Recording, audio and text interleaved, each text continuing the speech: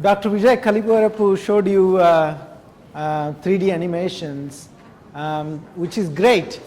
But in order to have that end product, it's an end product. It has a lot of efforts in there. So in order to make something like that, you need to first learn how to do it, right? So you need to take up STEM-related subjects. I'm going to show you something slightly different. It's related to brain. So brain doesn't just mean medical. So I'm going to, in this presentation, show you how engineers can impact treating brain-related disorders. Okay, so I'm an assistant professor at Virginia Commonwealth University in Richmond, in the state of Virginia. I recently started there, but before that I was doing research on brain here at Iowa State University. So I just moved there in December. So the work that I'm going to show you, I'll show you some results of our research. So those results are obtained here at Iowa State University. So let me grab a pointer.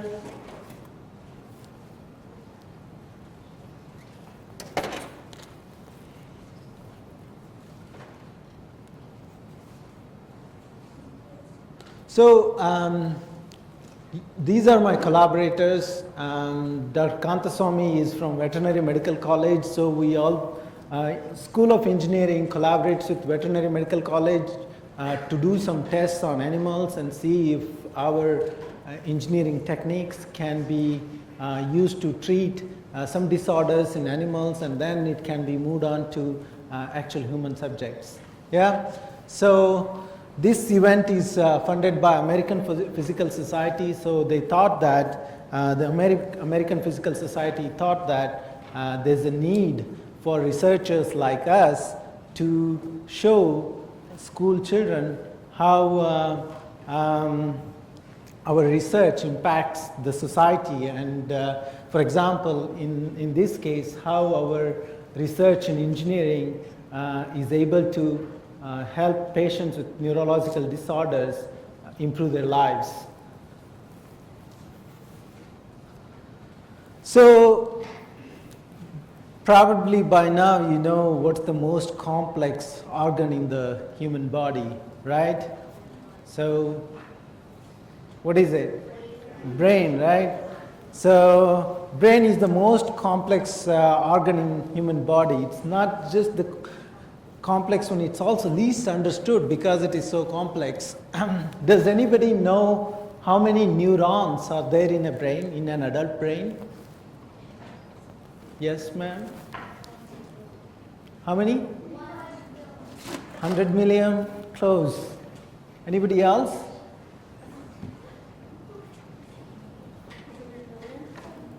That's exactly right, 100 billion. Yeah, close to 100 billion neurons a human brain has. So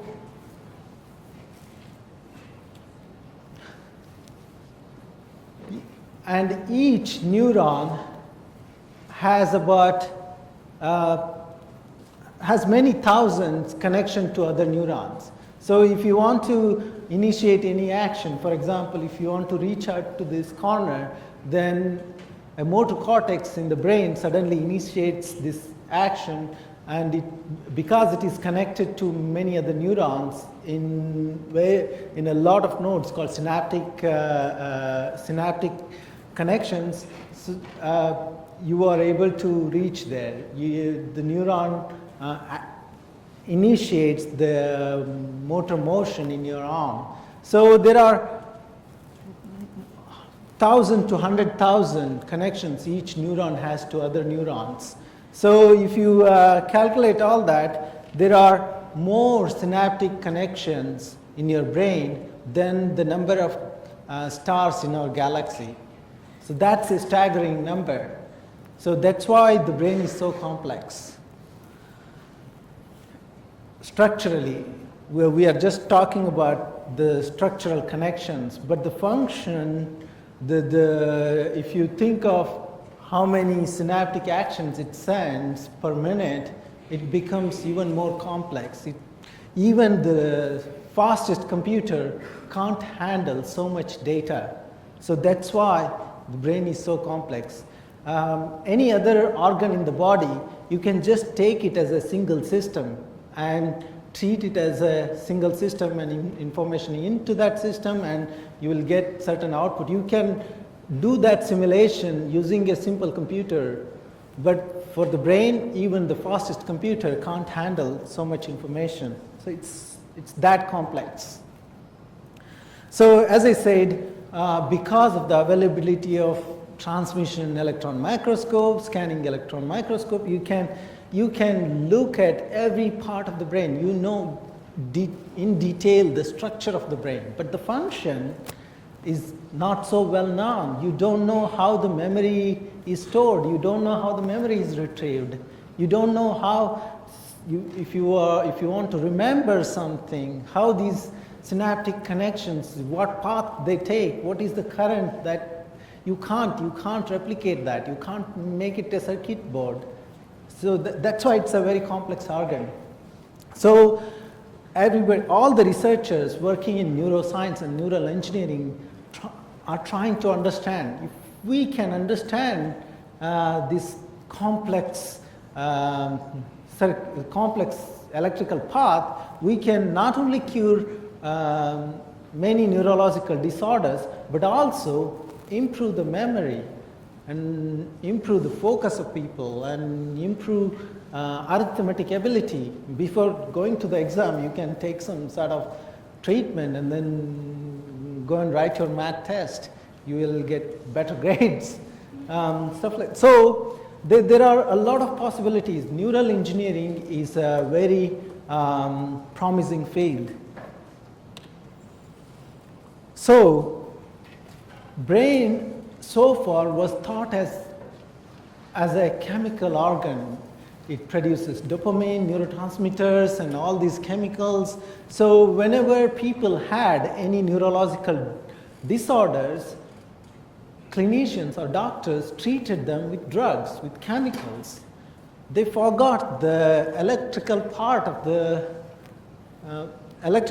the brain. They just used chemicals. So electrical treatment is taking off now. So electrical engineers who are working in this field are coming up with new treatment procedures that can improve the lives of many patients with really debilitating neurological disorders. So because the brain is so complex, it is harder to treat neurological disorders. Any pathological diseases, for example, malaria, it's easy. If you can understand the microorganisms, you can conquer these diseases, meaning you can treat these diseases, and that has been done. And cancer disease was also considered very complex, but a lot of research has been done in cancer area. So we haven't completely conquered it, but we sort of know how to treat cancer to some extent now. But whereas neurological disorders, it's difficult. So that's why the number of people suffering from neurological disorders is increasing, and it's a critical issue in the US. So government agencies, including not just as a health perspective, but also academically, it's challenging to understand the brain. So National Institute of Health estimates that 1 in 4 adults, 1 in 4 person above the age of 18 suffer from one or the other form of diagnosable neurological disorder. So they are trying to give a lot of funding for research related to brain. So about 2 years ago, President announced a Brain Initiative project that was $100 million initiative. But actually, National Institute of Health has estimated that we need about $4.5 billion for next 10 years to do research in this area to understand brain better. European Union is already ahead of the curve. They have already invested $1.6 billion, and they have a very strong brain initiative program. So, yeah, it is very. So this is all about brain and the societal impact of research in brain. So what we have done at Iowa State University is work on a technique called transcranial magnetic stimulation. It's a technique where we can use magnetic field to stimulate the brain, and by doing that we can treat some of the neurological disorders.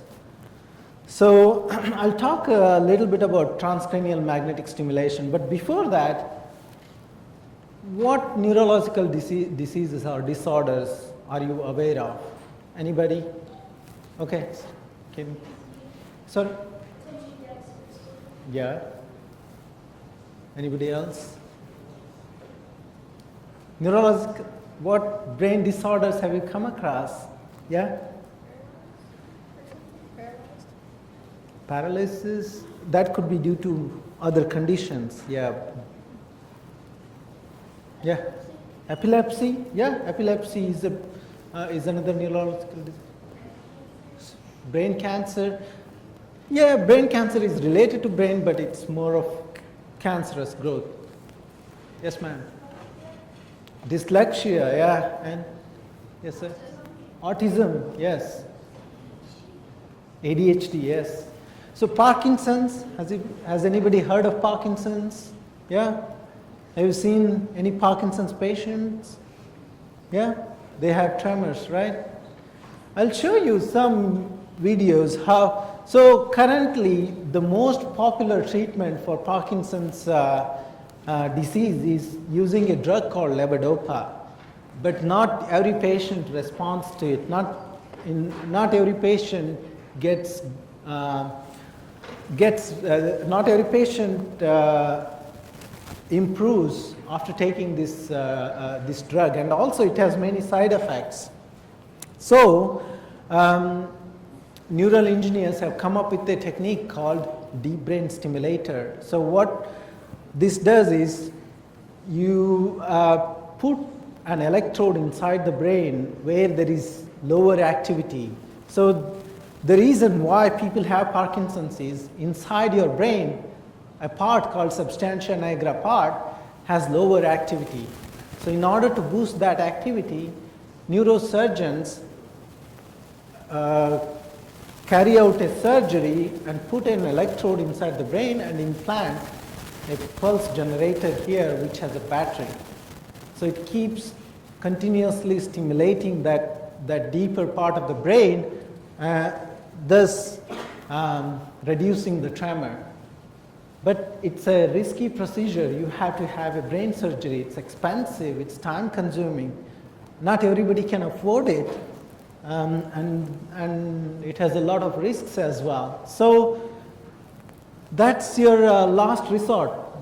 So the main motivation for transcranial magnetic stimulation, TMS technique, is we want to get rid of that.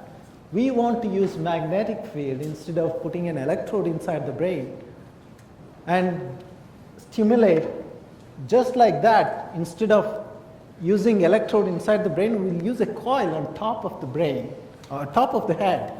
So it's completely non-invasive. So before I talk about TMS, let me show you how a person with Parkinson's disease, so he already has two electrodes inside his brain, so it's not switched on. Audio.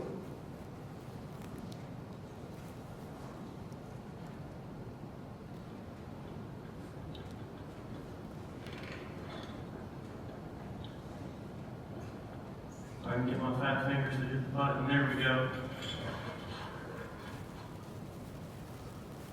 See how it feels. How you feel? Yeah. Excellent. Try tapping both your fingers for me. Excellent. All right. Feels pretty good? Okay, good. So he already has electrodes inside his brain. So the wires come out and there's a pulse generator here. And the doctor just turned it on and then the tremor immediately subsided, stopped.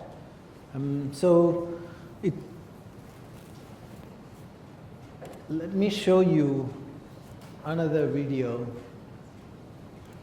where the patient does himself. Today is the 13th of November, 2010. 1 year ago, on this date, I was in the operating room at Stanford Medical Center for Deep Brain Stimulation Surgery, or DBS.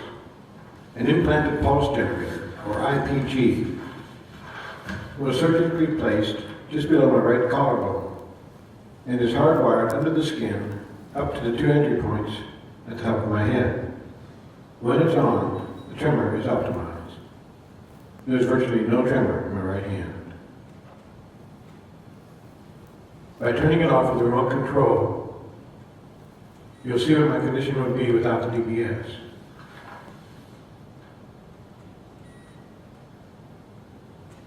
The first two attempts to push the correct button failed, but the third attempt worked.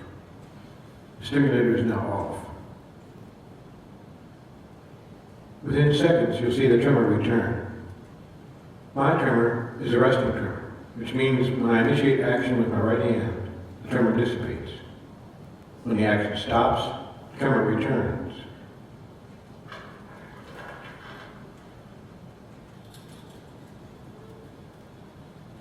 Another visible symptom of Parkinson's is the inability to walk normally. With the stimulator turned off, my body is stiff and I shuffle when I walk. Turning around is difficult and my balance is poor. I don't dare try to hold a cup of hot coffee right now.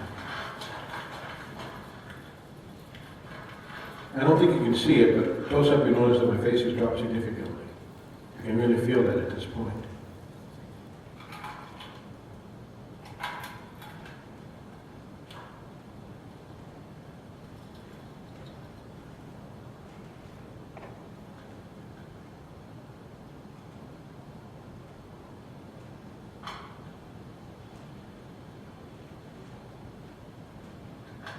I want to turn the IPG back on now, but I need to put it in my left hand. My right hand would be banging against my chest too much. Within seconds of switching it on, the tremor subsides and virtually disappears.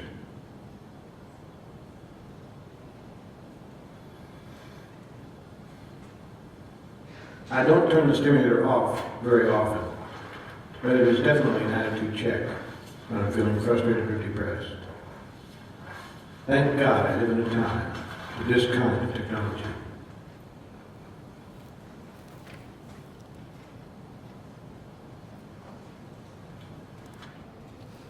Okay, so that's the state-of-the-art technology now for treating treating Parkinson's disease. Actually, they are also trying to use the same technique for treating depression as well. So, our motivation is to get rid of that deep brain stimulator of complex brain surgery and use transcranial magnetic stimulation, using magnetic fields to stimulate that deeper part. That's our main objective.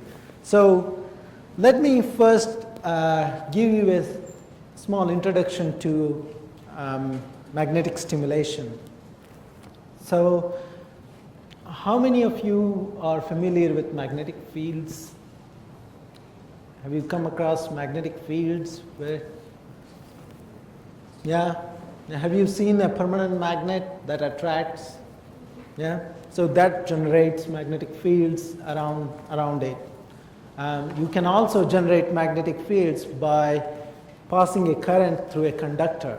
So if you pass a current through any conductor, there will be magnetic fields surrounding the conductor. So we generate magnetic field in a copper coil by sending high current, which produces high magnetic field. And when this high magnetic field is brought close to your brain, it interferes with the synaptic activity, regular brain function. So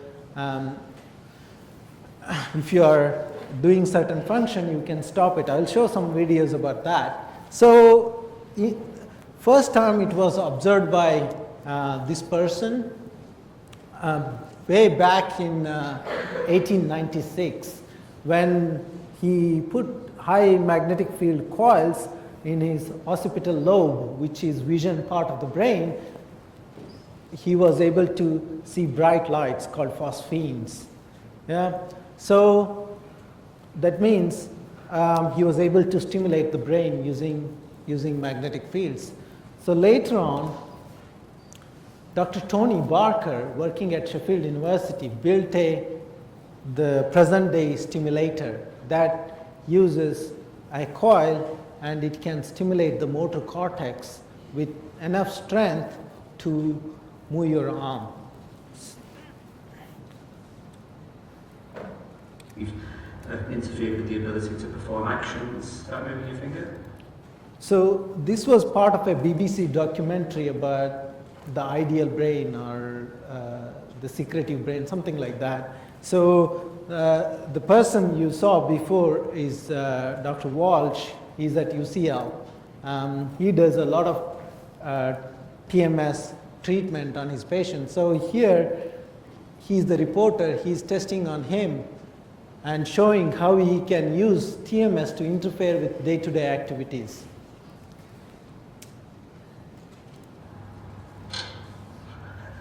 Quite odd. It's not your finger. There's no lesson.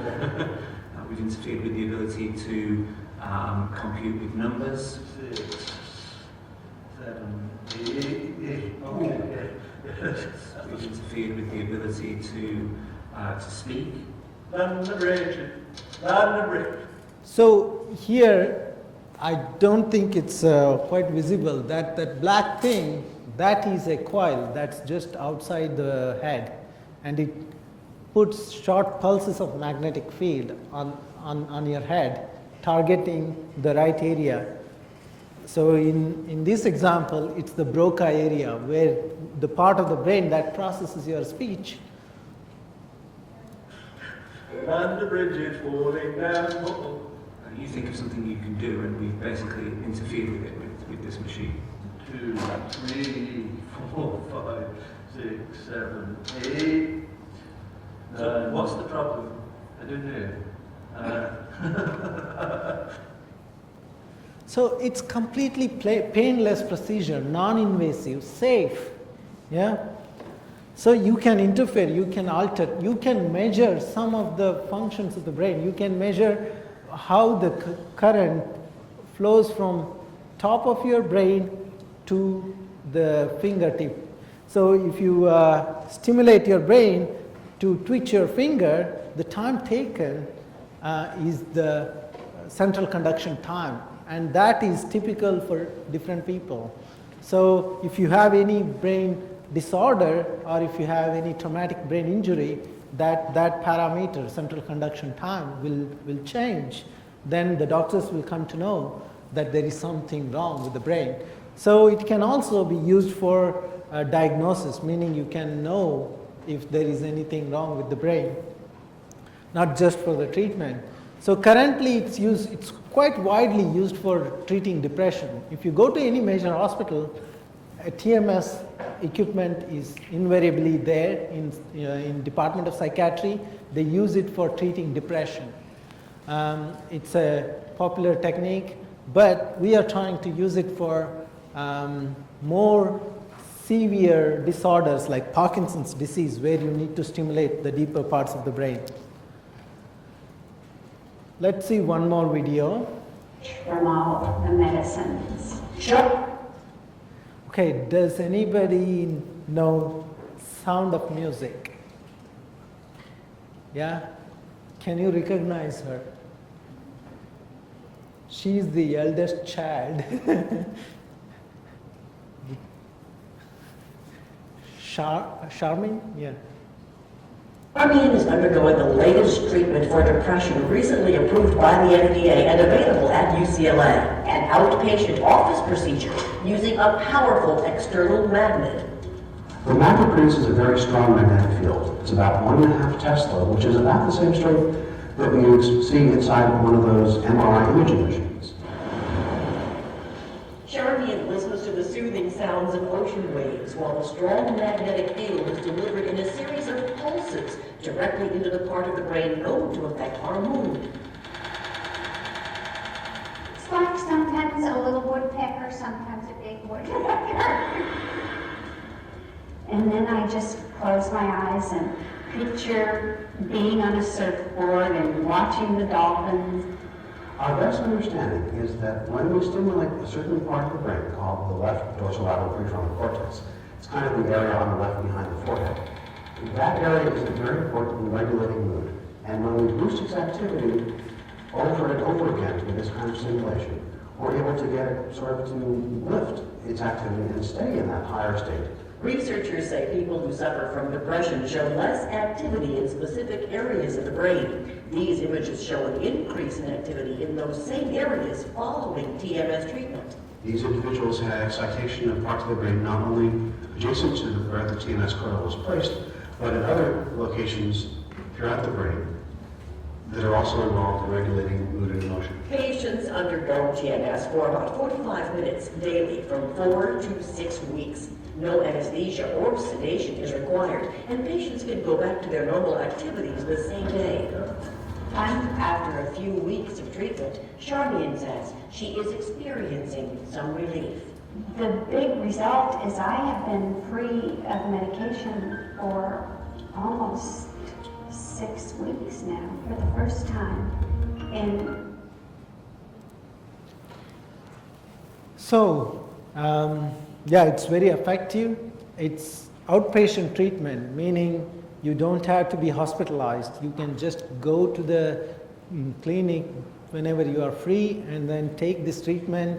But the alternative, so if you don't respond, if a patient doesn't respond to drugs, the other alternative is called ECT, electroconvulsive therapy. Has anybody heard of ECT? Well, I would imagine. It's a very serious technique wherein patients are anesthetized and then they are given high current pulses on the brain in order to treat depression. But by doing that, there are side effects.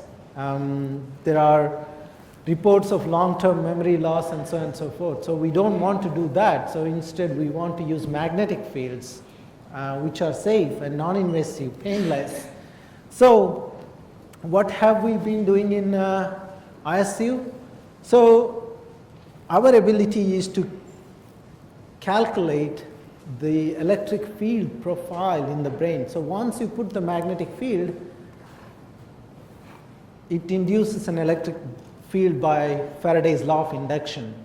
And we calculate where the electric fields go. And if you stimulate one part of the brain, actually your maximum stimulation may not be just below there, it might be somewhere else because brain structure is very heterogeneous, it's complex. So we use patient-specific data, MRI data, and calculate induced electric field. So these are, this is done at Department of Electrical and Computer Engineering, meaning electrical engineers are able to work directly related to brain. So there's a lot of scope in these interdisciplinary areas. And the other thing we have done is we have come up with the most advanced or a better TMS coil. If you remember the previous videos, they had just one coil on top of the head. Using that one, you can't stimulate deeper parts of the brain. So we are trying to come up with coil designs that can stimulate deeper part of the brain without excessively stimulating the cortex. So one of that design is called halo coil design. This is the first version, and we have designed a new version called triple halo coil that stimulates slightly lesser than this one on the surface in order to stimulate deeper parts of the brain. So, and also, as I said, we work with the College of Veterinary Medicine. So we have done some tests on mice, and after TMS treatment, we were able to see that the dopamine levels in the brain were much higher than the mice that did not take TMS treatment, which is significant for developing treatment for Parkinson's.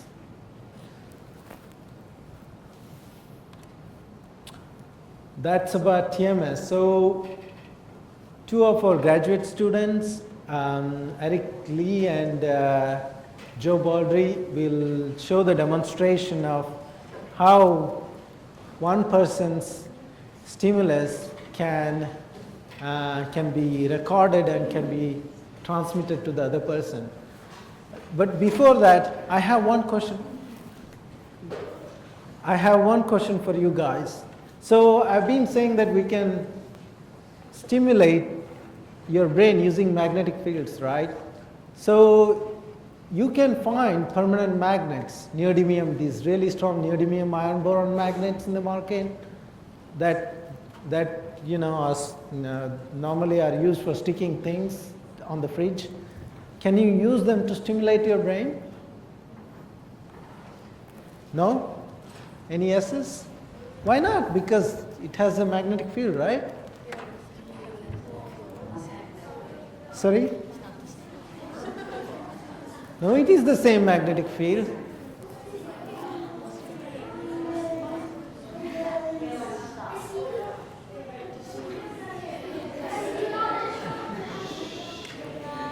Okay. I see that you are ready for the next demonstration. So the simple answer is no, you can't, because the magnetic field that comes from the permanent magnet is stagnant. It's not time varying. Okay, it's static. So you can't use those magnets to stimulate your brain. Before that, do you have any questions? Yes, please. Are they doing it just within like what we consider a normal brain, just to help stimulate memory, things like that, or pretty much research based around Neurological disorders. Yeah, no, actually, it's easier for us to work with the healthy individuals so that we get the base data. And you are right, actually, there are researchers who have shown that TMS can improve memory, it can improve focus, it can improve arithmetic ability, but again, it's a very, they are preliminary results. I mean, they need to be verified in a large population and in a sort of clinical trial, randomized clinical trial way. Yeah. Any other questions? No? If not, then what do you, Joe? I think you need to use these.